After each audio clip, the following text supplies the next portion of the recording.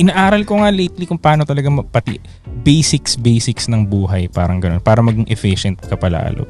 So how to shower, how to sleep, like basic talaga, down to the basic. Nakakapagtaka hindi tinuro sa atin lahat ng mga how to, no?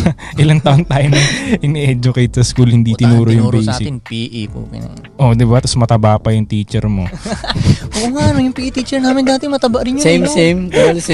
Oh, di ba? Kung isipin mo, mas fit pa si Kuya Guard, eh. Sana siya na lang yung PE teacher, di ba? Makikinig ka dun. Ay, ba't ko pinakinggan yun? Oo nga, naalala ko mataba yung PE teacher namin dahil. Kailangan pakinggan para pumasa, men.